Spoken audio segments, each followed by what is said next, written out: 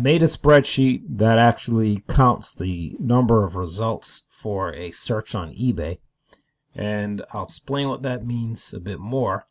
So if you're on eBay, for instance, and you search for shoes, when you conduct that search, eBay tells you the number of results, right, as you can see here, for that keyword.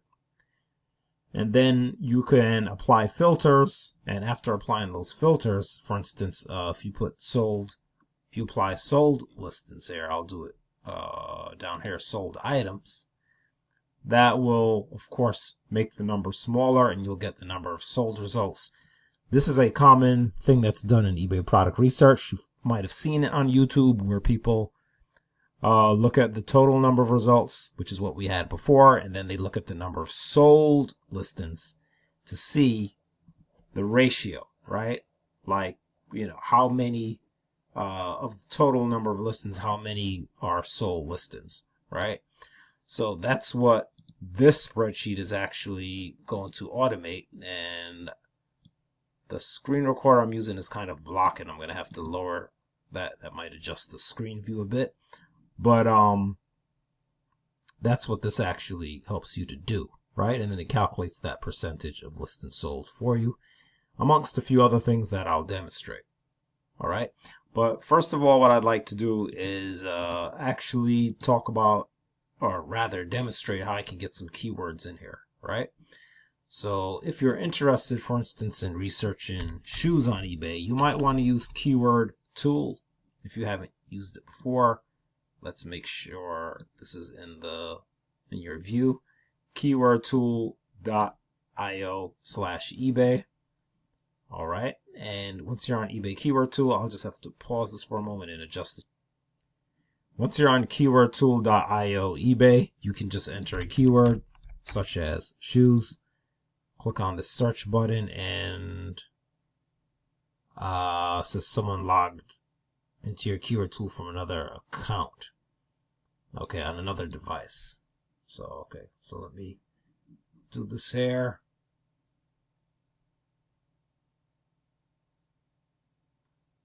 All right, and I'll go to eBay, and I'll type in shoes, and I should get a bunch of other keywords that come up. So it will kind of expand your basic keyword and give you some more specific keyword searches, right? So here there are 344 total. What I'll do here is just copy. Here in the lower right hand corner, they have a copy button, and I'll just copy those keywords, and I'll bring them back over to the spreadsheet. Okay, and so let me just repeat that one more time in case I did it too fast. Lower right hand corner, just click and you'll find the copy button there, right? Now over on the spreadsheet, I'll simply paste in the keyword column. Right click. I could just use paste, and that should just paste it as is right into that column. And now, I mean, these are optional, but I like to use these. The root keyword, meaning the keyword I actually started with, the main keyword of all these other keywords is shoes. So if I was going to enter that, I would enter shoes. Okay, so we're going to do this from right to left, but and then you can double click and fill that in, right? And the reason I do that sometimes when I use this is that if I plan to have other keywords in here, I want to know which the root, it's a way to categorize them, right? If I do if I do more keywords here from a different category, I want to have that label. Like if I decide to do coats, let's say, right? I might want it to say coats over here, so I know that those searches are for coats, for instance. Okay, right? So now, we'll get right into the actual spreadsheet here. You can put the date as well if you think that you want to have the date that you did all this stuff, right? Today's November 23rd. Again, this part is optional. You don't necessarily have to do this, but if you want to have complete records, you can do that. So I'll paste that and then I'll just take these two and select this and just double click. Fill that in. Right, those are the dates. And then if you want to fill the entry ID number, you can do like 1, 2. You can just make it like a count, basically. And then you can select like that. You can highlight it. You don't have to use the Control Shift on the keyboard. You can just highlight these two. Double click, and it will fill that in. Right? And if you go down to the bottom, you'll see I have 344. Okay, now it automatically creates the search phrase, the eBay search phrase.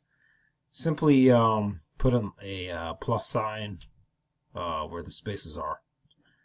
And there are two main links. One is to search all listings, which you can click on that, and that will search.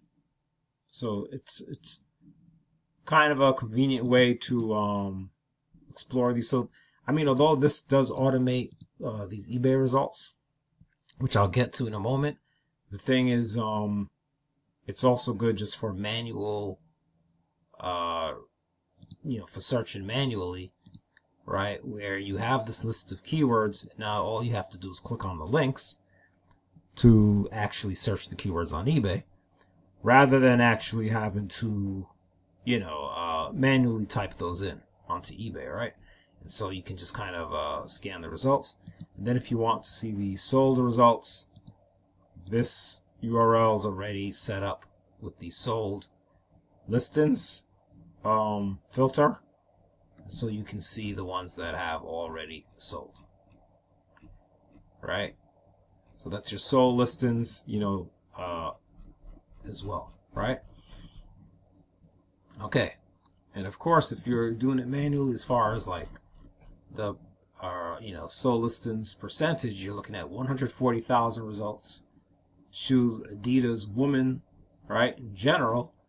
And then when you look at the sold listings, you see that you have 13,000, right? So 13,000 out of 140,000, right? That's like the ratio of sold listings to listings, right?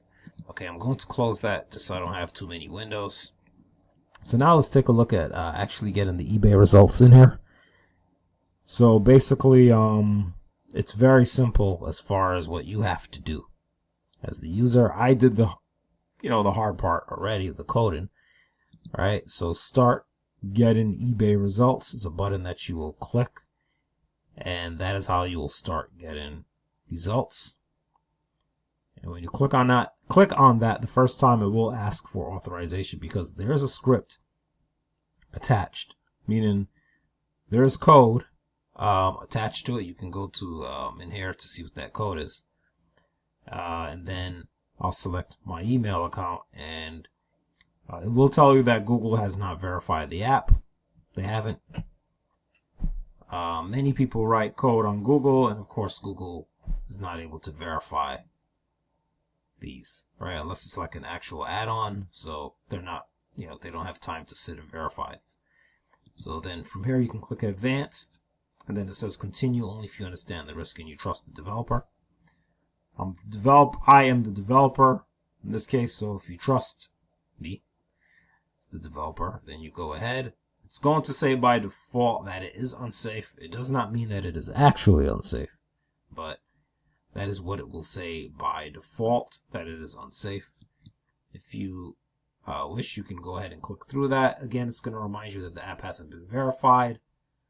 I can tell you the app does not do any of these things. It doesn't see, edit, and create and delete your Google Sheets, nor does it connect to any external service or really, no, it doesn't do anything like that. Just click on Continue. And basically this code that is pulling these eBay results from eBay and counting the results, right? This is operated on eBay's side, on Google's side. Google is making that connection with their fetch app command, and it is pulling the results via the code that I wrote. So it's not really like, so you're not even really, although you're seeing the results here in the spreadsheet, you're not actually pulling the results and connecting to eBay. Google Sheets, I suppose you could say, is doing that. I have some results that are popping in here. I'm not sure why these are blank over here. Not okay, so maybe I might start that, but okay. So anyway, it's going through, it's getting some results here. And some of these are blank. 30 already. And okay, I'm actually going to just pause my video for a second and restart this. Okay, so I decided to terminate that process. Usually you would see like a little there's like a display over here where you can do all that, but it wasn't there. Probably because I had to go through that verification thing, right? So I kind of need to start over. So I'm going to click on Clear eBay Results and kind of start this process again. And I'll click on Start Getting eBay Results, which means start getting results from the current row. So I did click in here first. So now I'm actually getting results right here from this first row, which is what I expected. And I'll see if I get more results. Now you can see it's the indicator here that it is running the script, which I did not have before. And I'll see what's happening. So I see I'm not getting as many results as I would. Usually it would be more filled in. So I'm not sure why that is right now. I have another video where I have demonstrated this before, and I believe there were a lot more results. So it's possible something has changed since the last time that I used this sheet. It has been some weeks at this point. So it is possible something has changed and it might require updating to get it to get more results. But I see like some of the numbers are popping in. So it's not really popping in as many results as it typically would. So I'm not sure what's happening there, and it might just be something that needs to be changed.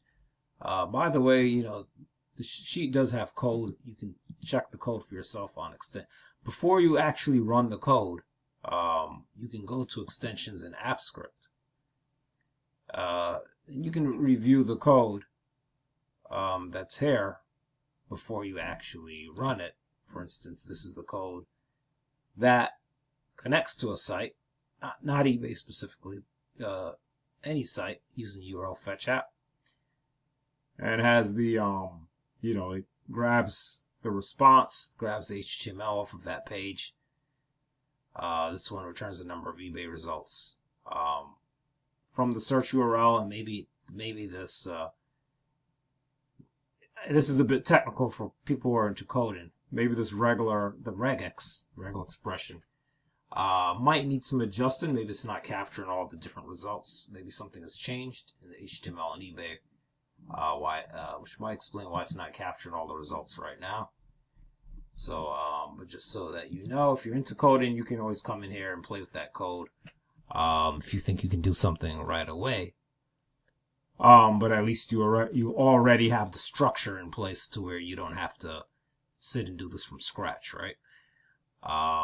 So, and then you have some macros here. What do I have? Get eBay results, start, clear. The buttons that you see, they each have code. There are no external libraries here, as in some of the other systems I've made in the past. So it's all in here. All the code is all right in here, right? For you, this is completely open source. This is not, you know, this is not like something where some kind of hidden system or something, right? So you can come right in here. You can see all the code. You can clearly see what is being done here, what is happening. You know, so you don't have to distrust it. It's not. It's just literally doing things on the spreadsheet. If you look at this code, you can see that. But you can also fix it if you have that capability, right? You can make improvements or whatever. So that's basically it. I mean, it's a template, essentially, that is set up. By the way, if you're a bit more advanced, you can change these URL back halves. The URL back half is basically when you go onto eBay and you perform a search from the question mark pairs here, Ford, this contains data about the filters that are being applied, all right? This is the URL back half, right? So when you apply your filters, it will change the back half. Like if I change, condition to new with tags, let's say I'm only selling new stuff or interested in looking at new stuff, that will change the back half slightly, right? Because now we're dealing with another filter. So at that point, you can take this new back half, which now says item condition equal 1000 at the end. You can copy this new back half, URL back half, and you can bring it over here. And sorry, I think I'm copying it from the wrong place. I think it's from the and sign, first one. I think this is how I set it up. Let's see. Yeah, so from the and sign, because up to the question mark NKW, that's already in the URL. So this back half, you can just paste it over on top of this. So now you'll see a different back half, right? So this now includes new listings, right? So you don't have to do that, but I'm saying if you're more advanced. But really, I mean, you should. Like if you only want to look at new products, then you're going to have to do that. Apply that filter, and then take this URL back half, and you just paste that in here. And that will make all of these searches be new searches for new listings instead. And if you want to do pre-owned, you could do the same thing, right? But now that I selected new, it will only pull up with that filter, new listings, right? Like if you're drop shipping, that's a good idea, for instance, right? Or if you're just doing like arbitrage of new products, buying products from a retailer, buying them new, and then immediately flipping those products, right? You might want to just be look at new products to do your research. All right, so that's pretty much the only other thing that you would need for this. So even if you just use this to browse and just to make it convenient to go through a lot of different keywords and actually just open these links up and browse the results. And then there's some Google Trends if you want to look at trends of the searches. Like if you want to do a Google Trend search of that keyword, just to see how that chart looks right now, the past 12 months, and then if you want to look at the past 5 years to give you an idea of. And of course, shoes are so general. I mean, the interest is going to be stable over time. Interpreting these charts, that's a whole nother topic of discussion. But if you're into that, you can use that. And then if you just want to do a normal Google search of the search keyword, you can do that as well. And that's pretty much it. You see some results are populating here, but yeah, it's off and on right now with the results. So yeah, that HTML might that regex for coders who know what I'm talking about. That regex might need modifications to pull all these results. Okay, so all right, so that is about it. That's the spreadsheet. I mean, you can download the spreadsheet directly. You can certainly download it directly. I have a link you can use to do that. You can also go to my general resources site, which is like a Google site I put together. And you can see what's there. And I have, I actually have a collection of various eBay sheets that I made, mostly in the past. I haven't made many recently. This is probably one of the most recent ones that I made, which was like in August of 2025, and it's now almost the end of 2025. So, but you can definitely access these. All right, and there's a link where you can do that, where you can access the spreadsheet, for free. You can just go and open it up and start using it. Take a look. You can also leave comments, questions, or suggestions on this video, or at an email address or whatever is provided, around the video. And that's it. I'm Mr. Mark, and I'll see you around in another video, if anything.